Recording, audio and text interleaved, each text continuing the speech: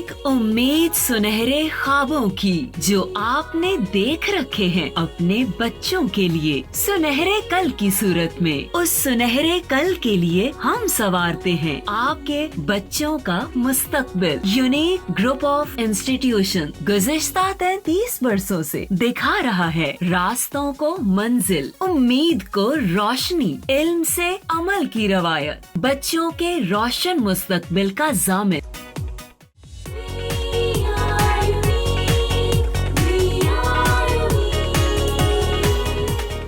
बिस्मिल्लाहिर्रहमानिर्रहीम। अस्सलाम वालेकुम डियर स्टूडेंट्स, कैसे हैं बच्चों आप लोग?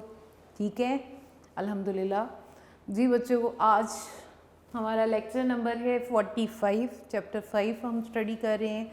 मेरे पास अगेन एक रिक्वेस्ट आई थी कि माइटोसिस और स्पेशली प्रोफेज को एक बार फिर से रिव्यू किया जाए, तो मैंने कहा ज़रूर हम अपने बच्चों को एक बार फिर से बता देती हूँ, ताकि आप लोगों का बेसिक कॉन्सेप्ट क्लियर होगा तो हम अगले स्टेप पे जा पाएंगे। मियोसिस अच्छी तरह से फिर हम करेंगे इंशाल्लाह ताला।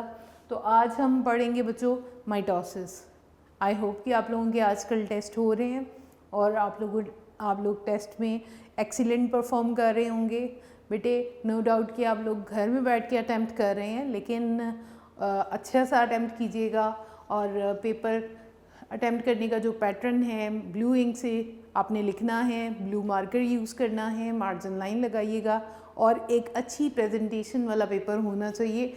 ये ना हो कि आपके हाथ में जो भी पेन है आप उसी से लिखना शुरू कर दें। ठीक है, भरपूर तरीके से with diagram, specially in biology आपने डायग्राम्स के साथ एक अच्छा सा पेपर अटैम्प्ट करना है। ठीक है, टाइम टेबल सेट कर लें कि एक टाइम पे आपने लेक्चर्स अटेंड करने हैं और जो टाइम आपका टेस्ट का गिवन है उसी के अंदर ही टेस्ट को अटेम्प्ट करना है। उसके बाद आप अपने बाकी काम प्लान कर लें। ठीक है, तो यहाँ पे हम आज माइटोसिस को रिव्यू करने जा रहे हैं। दोबारा देखते हैं what is mitosis.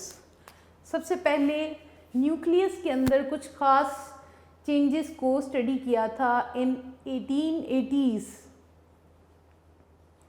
Walter Fleming ने, और उन चेंजेस के लिए वर्ड यूज़ किया था माइटोसिस का, Walter Flemming. Observe,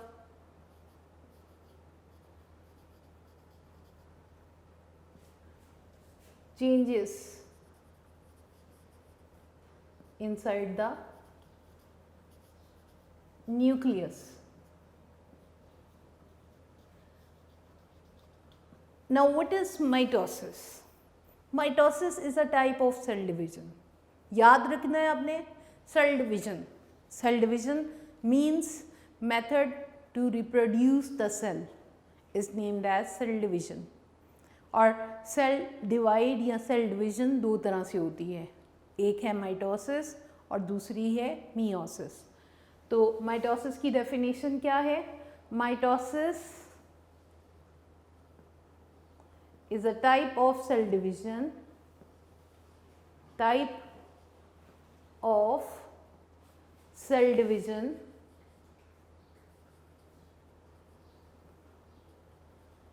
in which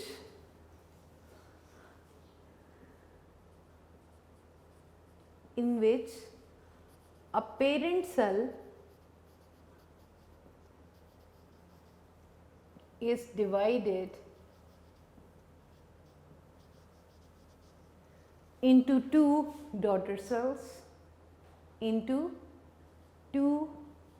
daughter cells,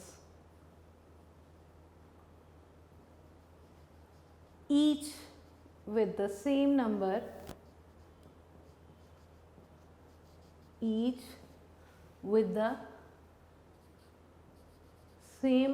of chromosomes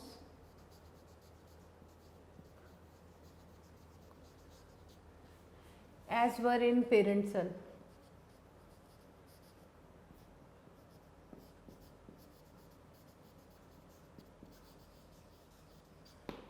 जी, ये लेट्स सपोज कि एक सेल है,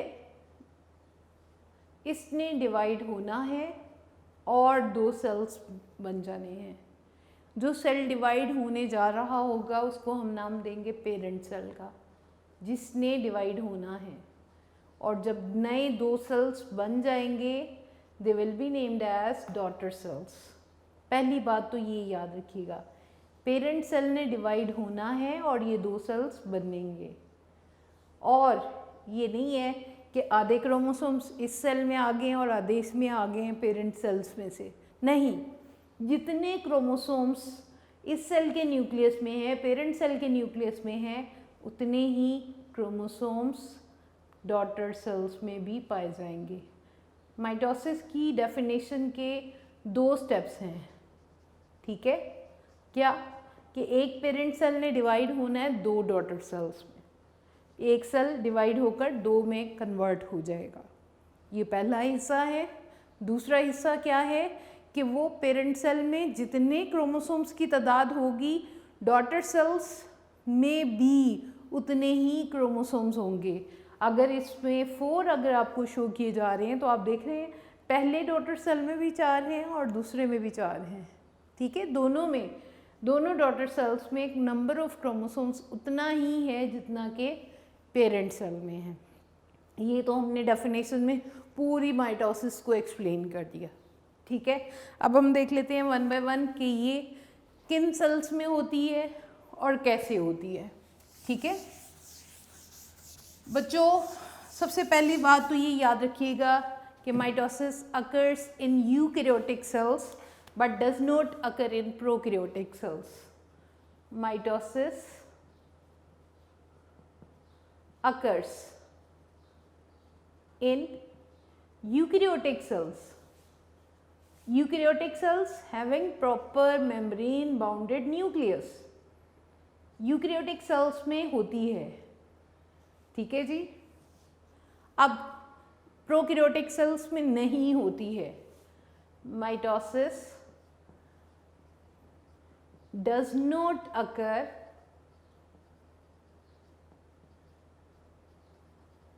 in prokaryotic cells। उसकी क्या वजह है? और यूकैरियोटिक में हो रही है तो उसकी क्या वजह है, इसको देख लेते हैं। यूकैरियोटिक सेल्स में इसलिए हो रही है क्योंकि उसके अंदर प्रॉपर मेम्ब्रेन बाउंडेड न्यूक्लियस पाया जाता है, और दूसरी बात ये कि यहाँ पे स्पिंडल फाइबर्स बनते हैं। जबकि प्रोकैरियोटिक सेल्स में माइटोसिस तो होती ही नहीं है। क्यों नहीं होती है? क्योंकि इनके अंदर मेम्ब्रेन बाउंडेड न्यूक्लियस नहीं है, और दूसरी बात ये कि ये स्पिंडल फाइबर्स भी नहीं बनाते हैं। इस वजह से इनके अंदर माइटोसिस नहीं होती है। 2 वजह हैं, 2 रीजंस हैं। वो 2 रीजंस आपने याद रखनी है। Why mitosis does not occur in prokaryotic cells. Prokaryotic cells do not have mitosis because they do not have membrane bounded nucleus and they do not produce spindle fibers. Spindle fibers नहीं बनते हैं, इस वजह से does not occur in prokaryotic cells because they do not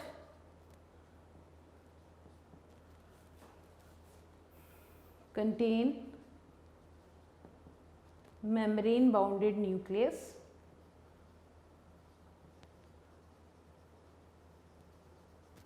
membrane bounded nucleus नहीं है,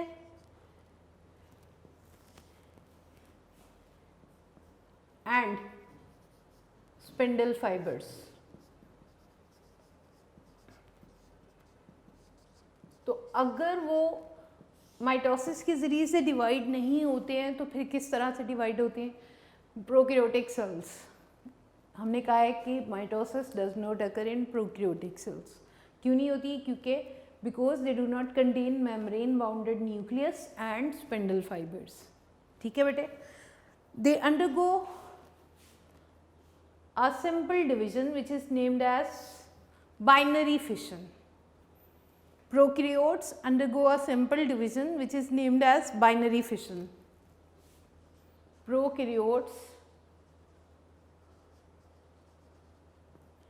divides by binary fission. Binary fission, binary का मतलब भी वैसे तो दो है, और फिशन कहते हैं डिवीजन को, डिवीजन इनटू टू सेल्स। ये एक ऐसी सिंपल डिवीजन है जो न्यूक्लियस के बगैर हो जाती है। हमने पढ़ा है प्रोकैरियोटिक सेल्स के अंदर क्रोमोसोम्स पाए जाते हैं, और वो क्रोमोसोम्स इस बाइनरी फिशन की डिवीजन को कंट्रोल करते हैं। ठीक है, सिंपल डिवीजन इनटू टू, ये मैं ब्रैकेट में बता देती हूँ। बाइनरी फिशन क्या है? Simple division of organism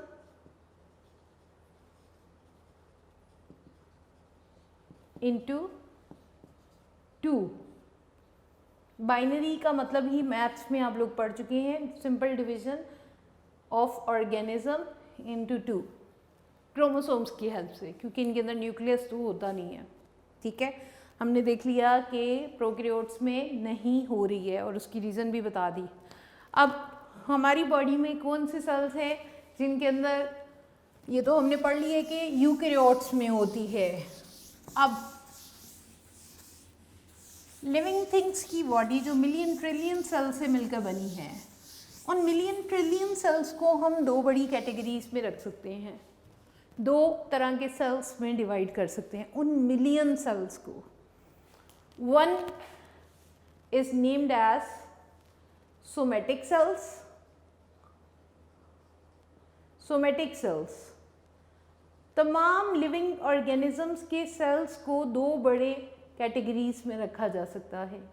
first one somatic cells, second one germ line cells. Germ line sales,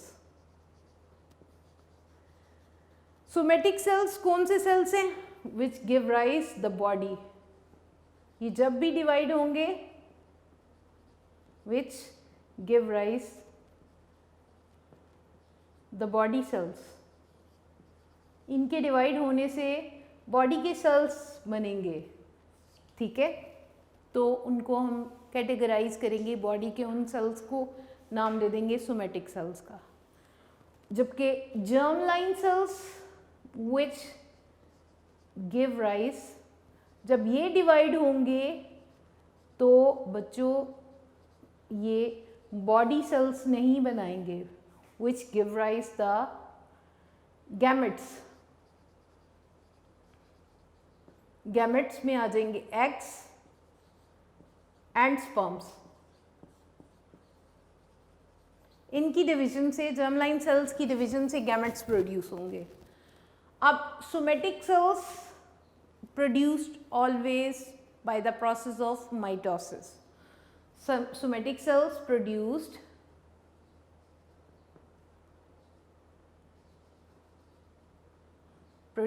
by mitosis, क्योंकि मैंने अभी स्टार्ट में भी आपको बताया कि दो डिविजन्स हैं, तो सोमेटिक सेल्स हमेशा जब भी प्रोड्यूस होंगे वो माइटोसिस के ज़रिए से ही नए बनेंगे। और जो जर्म लाइन सेल्स हैं, these cells undergo meiosis. These cells produced by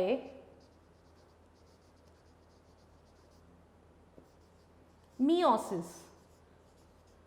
आप ये समझ लो कि ये जो सेल्स हैं ये ग्रोथ के लिए बॉडी सेल्स हैं और बॉडी की ग्रोथ और डेवलपमेंट में हिस्सा लेते हैं, ये माइटोसिस से बनेंगे।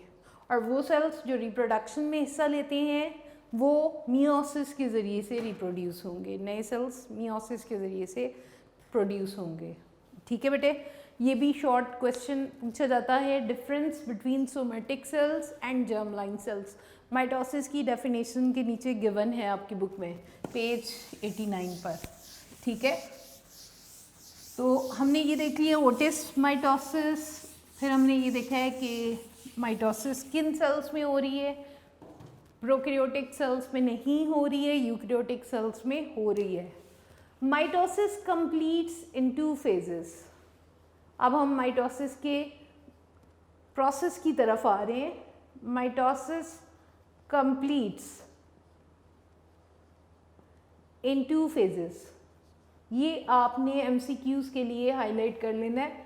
2 बड़ी फेजेस हैं, ठीक है जी। फर्स्ट वन फेज है कैरियोकाइनेसिस। कैरियोकाइनेसिस, इसमें क्या होगा, nucleus divides into 2, nucleus divides into 2 nuclei, या फिर हम इसको न्यूक्लियर डिवीजन भी कह सकते हैं, न्यूक्लियर डिवीजन। और कैरियोकाइनेसिस फर्स्ट वन थी, सेकंड वन है बच्चों साइटोकाइनेसिस। साइटोकाइनेसिस, साइटोकाइनेसिस क्या है, कैरियो का मतलब न्यूक्लियस है, काइनेसिस डिवीजन है, तो division of nucleus into 2 was named as karyokinesis. Cytokinesis, जब न्यूक्लियस डिवाइड हो जाता है तो सेल का साइटोप्लाज्म डिवाइड होता है। Cytokinesis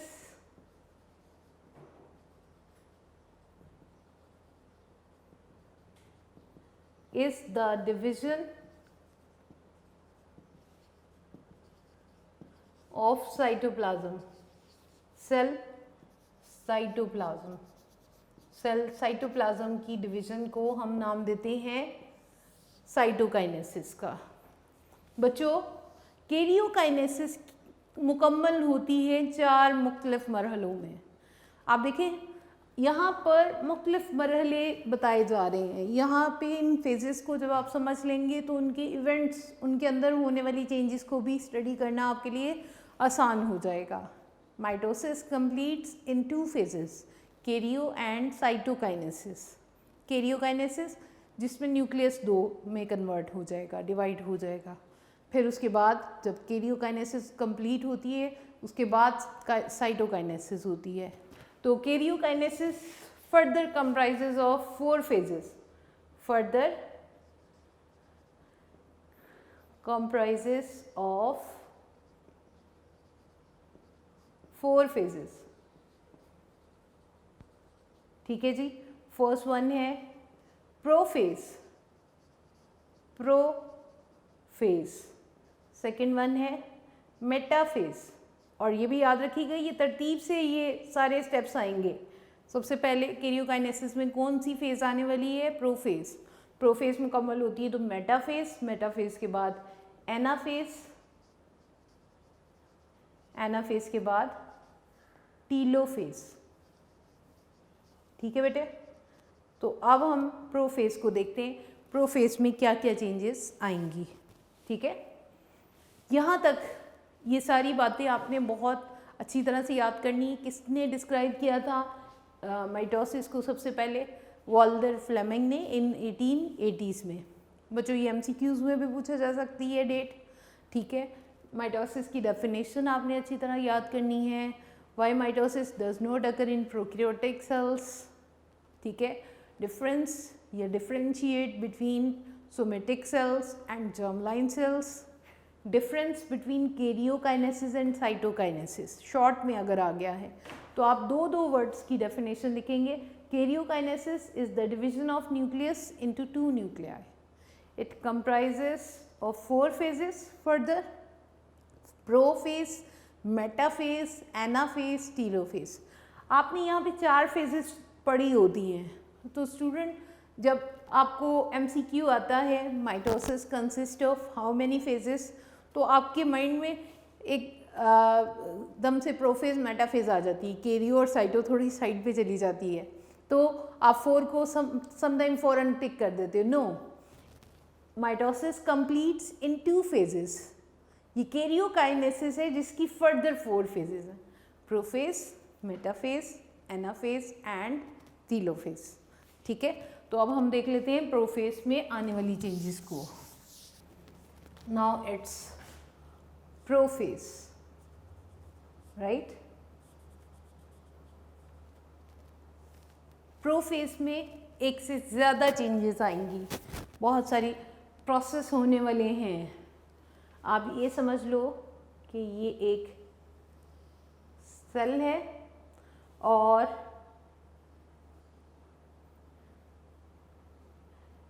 this is the nucleus in the center. Can you name? Yes.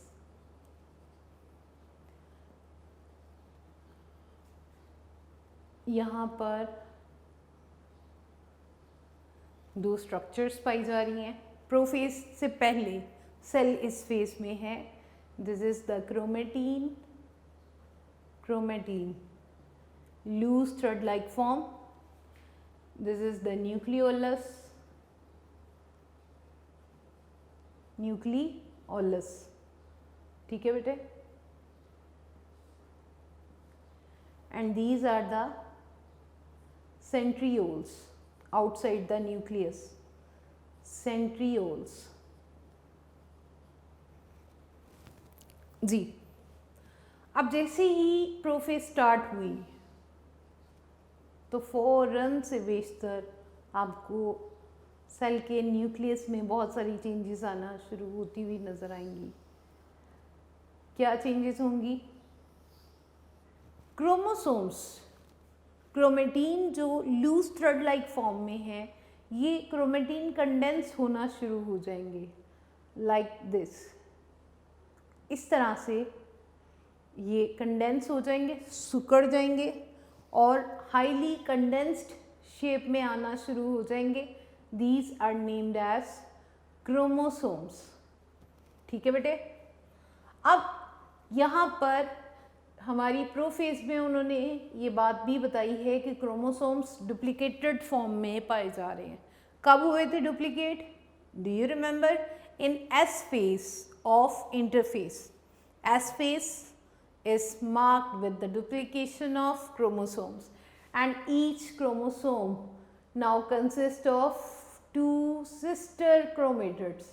ये क्या है? दो sister chromatids हैं। एक क्रोमोसोम के दो sister chromatids अटैच है and this is named as centromere। ये क्या है? Center of chromosome is named as centromere. अब यहाँ पर सेंट्रोमियर या सेंटर ऑफ क्रोमोसोम, सेंट्रोमियर के ऊपर एक स्ट्रक्चर डेवलप होगी that is named as kinetochore.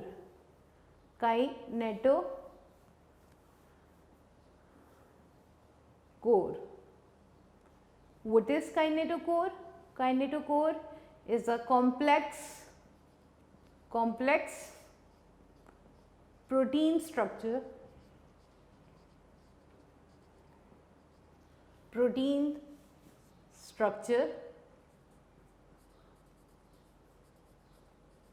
present at centromere। ये सेंट्रोमियर में पाई जा रही है। is a complex protein structure present at centromere which hold the spindle fibers, which will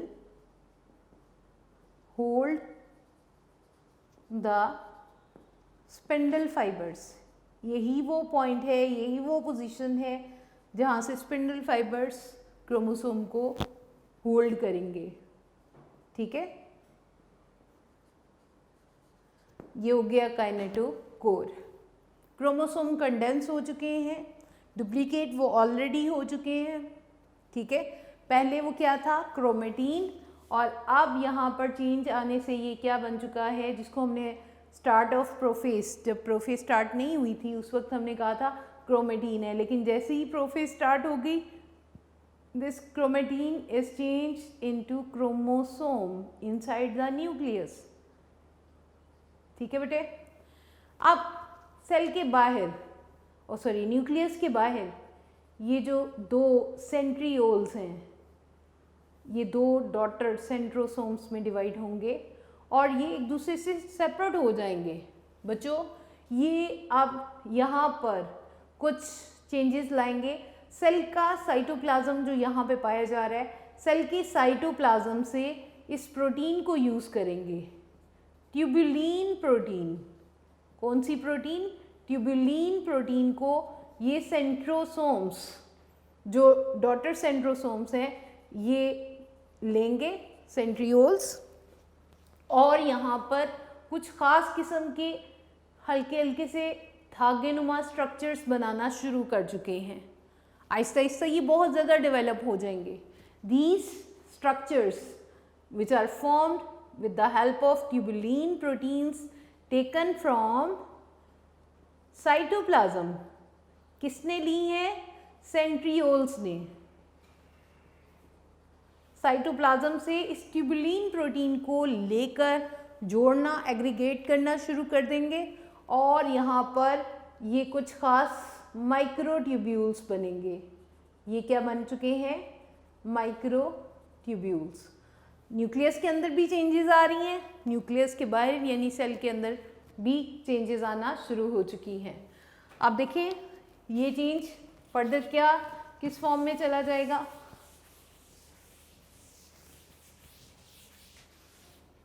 ये देखें, यही अब माइक्रोट्यूब्यूल्स की लेंथ ज़्यादा हो जाएगी।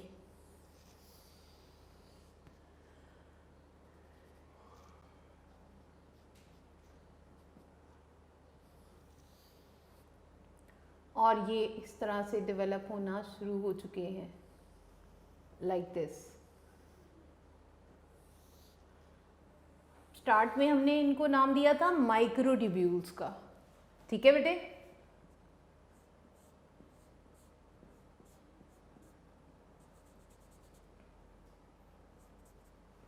अब ये जो माइक्रोट्यूब्यूल्स सफिशिएंट लेंथ में ग्रो कर जाएंगे, these complete set of microtubules are named as spindle fibers।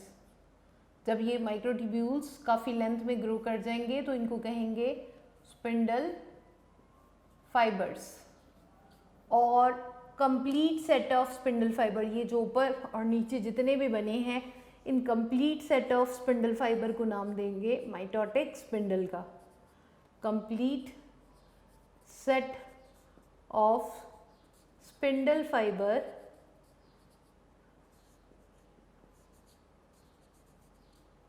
is known as mitotic spindle. ठीक है जी। स्टार्ट कैसे हुआ इनका? इसको बनाना किसने शुरू किया? सेंट्रियोल्स ने। कैसे?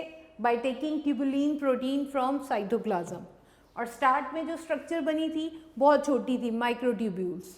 And microtubules thus formed grow into sufficient length are named as spindle fibers, and these the complete set of spindle fiber is known as mitotic spindle। जैसे ही स्पिंडल फाइबर्स सेल के बाहर, न्यूक्लियस के बाहर जब grow करना शुरू कर जाएंगे तो यहाँ से न्यूक्लियर इन्वेलप डिग्रेड हो जाएगा, यहाँ से डिजेनरेट हो जाएगा, ख़त्म हो जाएगा आहिस्ता आहिस्ता। ठीक है, आप यहाँ पे देख सकते हो न्यूक्लियर इन्वेलप और न्यूक्लियोलस डिग्रेड हो चुके हैं। थोड़े थोड़े मैं आपको दिखाऊंगी ताकि आपको डिजेनरेशन थोड़ी बहुत नज़र आए। ठीक है, यहाँ पे लिख देती हूँ न्यूक्लियर इन्वेलप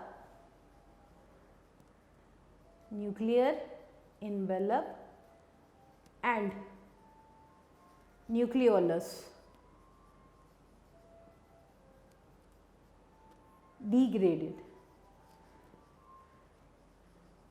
ये आने वाले टाइम में फिर से अपीयर हो जाएंगे, अभी जब ये चेंजेस कंप्लीट हो जाएंगी।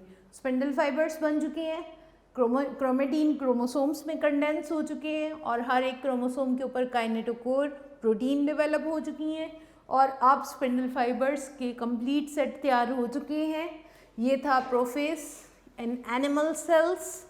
प्लांट सेल्स में भी कुछ ऐसा ही होता है सिवाय एक दो कामों के। वो क्या काम है?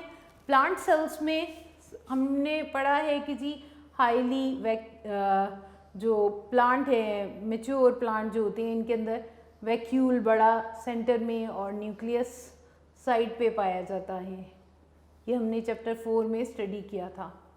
तो यहाँ पर सबसे पहले न्यूक्लियस को सेंटर में आना होगा for the process of mitosis, for prophase, for the start of prophase nucleus should come in the centre. कुछ टर्गर चेंजेस आती हैं और न्यूक्लियस को सेंटर में आना होता है। ठीक है बेटे, और वैक्यूल साइड पे चला जाता है।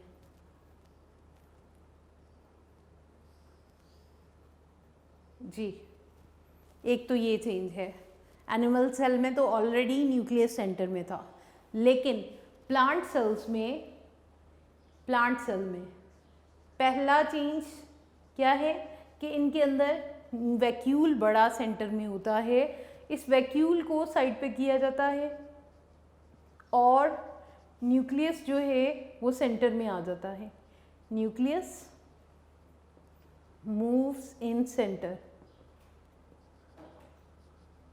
ठीक है बेटे। और दूसरी बात ये कि आपने पढ़ा था कि centrioles are not present in the plant cells. तो आपने देखे centrioles are very important for the formation of spindle fibres. Spindle fibres बनाने के लिए सेंट्रियोल्स बहुत ही इम्पॉर्टेंट हैं।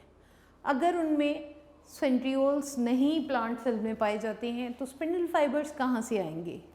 How plant cells make spindle fibres? Because they lack centrioles. उनमें centrioles तो नहीं होते हैं। उनमें ये काम ये न्यूक्लियर एनवेलप करता है। यहाँ पे लिख देते हैं स्पिंडल फाइबर्स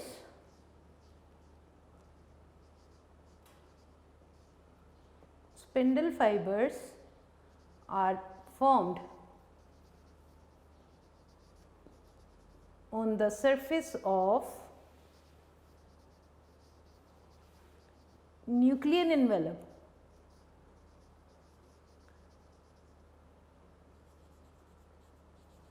न्यूक्लियर एनवेलप की सरफेस के ऊपर ये प्रोटीन्स, ट्यूबुलिन प्रोटीन्स एग्रीगेट होती हैं और जिसके नतीजे में स्पिंडल फाइबर्स बन जाती हैं। ठीक है बेटे। तो यहाँ पर हमने ये देख लिया कि वैक्यूल बड़ा सेंटर में था, लेकिन माइटोसिस स्टार्ट करने से पहले प्लांट सेल्स में दो बड़ी चेंजेस वो क्या क्या हैं कि nucleus comes in centre target changes के ज़रिए से, और दूसरी बात ये कि स्पिंडल फाइबर्स यहाँ पर न्यूक्लियर एनवेलप की सरफेस के ऊपर बनते हैं। इससे पहले कि न्यूक्लियर एनवेलप डिग्रेड हो, न्यूक्लियर एनवेलप यहाँ से डिजनरेट हो, वो डिजनरेट होने से पहले अपनी सरफेस के ऊपर माइक्रोट्यूब्यूल्स को इकट्ठा, ट्यूबुलिन प्रोटीन को इकट्ठा करती है और स्पिंडल फाइबर्स बनाने का काम करती है। बच्चों ये शॉर्ट अब आपने मार्क करने हैं। यहाँ पर भी क्रोमेटिन और क्रोमोसोम्स का जिक्र हुआ है। हम प्रीवियस चैप्टर 4 में भी इसको मार्क कर चुके हैं। ठीक है, difference between chromatin and chromosomes. और प्रोफेज के फर्स्ट पैराग्राफ में काइनेटोकोर की डेफिनेशन गिवन है। Kinetochore, what is kinetochore? Kinetochore is present at the centromere of chromosome. It is a complex protein structure where spindle fibers are attached। ये आपकी book में भी लिखा हुआ है। ठीक है बेटे, इसको मार्क भी करें। लास्ट सेंटेंस है इस पैराग्राफ का, kinetochore is present at the centromere of chromosomes. It is a complex protein structure where spindle fibers are attached। ठीक है, ये आपने शॉर्ट मार्क करना है काइनेटोकोर का। उसके बाद आपने स्पिंडल फाइबर्स की डेफिनेशन मार्क करनी है कि centrioles by taking tubulin protein from cytoplasm aggregate this protein and the structure thus formed are named as microtubules, and the microtubules aggregate to form spindle fibers. The complete set of spindle fiber is known as mitotic spindle। ये आपकी book के ऊपर भी मैं definition book की second paragraph से ही आपको दोबारा बता देती हूँ, मैंने बोली भी है। तो थर्ड लाइन में जहाँ लिखा हुआ है सेकेंड पैराग्राफ, प्रोफेज का second paragraph, third line, third line के एंडिंग में लिखा हुआ है here they give rise, here they की बजाय आप लिख लीजिएगा centrosomes, centrosomes give rise to microtubules by joining tubulin protein present in cytoplasm. The microtubules thus formed are called spindle fiber. बच्चों ये दोनों सेंटेंस मिलाने से आपकी स्पिंडल फाइबर की डेफिनेशन बनेगी। हेयर दे की बजाय आपने क्या लिखा है, centrosomes give rise to microtubules by joining tubulin protein present in cytoplasm. The microtubules thus formed are called spindle fibers. फिर उसके बाद माइटोटिक स्पिंडल की डेफिनेशन मार्क करेंगे. Complete set of spindle fibre is known as mitotic spindle. ठीक है बेटे. आप second paragraph की सेकंड लाइन के ऊपर भी एक क्वेश्चन लिखेंगे, how plant cells make spindle fibres. How plant cells make spindle fibres, ये भी शॉर्ट एग्जाम्स में आ चुका है. How plant cells make spindle fibers. Plant cell spindle fibres कैसे बनाती हैं, तो इसका आंसर आप मार्क करोगे last paragraph, third paragraph of prophase, second line से थर्ड पैराग्राफ की सेकेंड लाइन से मार्क करेंगे. The cells of plants lack centrioles, so spindle fibers are formed by the aggregation of tubulin protein on the surface of nuclear envelope during prophase. ठीक है बेटे. तो आज हमने माइटोसिस को दोबारा से स्टडी किया है, माइटोसिस की प्रोफेज को. ठीक है. What is mitosis, definition mark की हमने पढ़ी, और why mitosis does not occur in prokaryotic cells. इसके बाद बेटे हमने ये देखा कि कौन से सेल्स में माइटोसिस होती है और कौन से सेल्स में मियोसिस होती है. Difference between somatic cells and germ line cells. ठीक है. फर्स्ट माइटोसिस की डेफिनेशन शॉर्ट के लिए मार्क कीजिएगा. सेकेंड वन आपने शॉर्ट मार्क करना है, why mitosis do not occur in prokaryotic cells. Third आपने मार्क करना है difference between somatic cells and germ line cells. ठीक है. फोर्थ शॉर्ट होगा difference between karyokinesis and cytokinesis, जिसमें उनकी सिर्फ डेफिनेशंस मार्क करनी है आपने. Karyokinesis is the division of nucleus into two. Cytokinesis is the division of cytoplasm. फिर उसके बाद आपने प्रोफेज में जो शॉर्ट मार्क करने हैं, chromatin, chromosomes, then kinetochore, then spindle fibres, mitotic spindles, और उसके बाद हम मार्क करेंगे इसको how plant cells make spindle fibres. How plant cells make spindle fibres. ठीक है बेटे. तो ये आप लोगों का आज का लेसन था. आप अच्छी तरह से याद कीजिएगा और टेस्ट भी अच्छी तरह से परफॉर्म कीजिएगा. टेस्ट में मैंने आपको पहले भी बताया है कि आपने इंक पेन यूज़ करना है, ब्लू इंक से आपने अपना पेपर अटैम्प्ट करना है और बहुत ध्यान से अटैम्प्ट कीजिएगा. ठीक है बेटे. Best of luck. अल्लाह हाफिज़.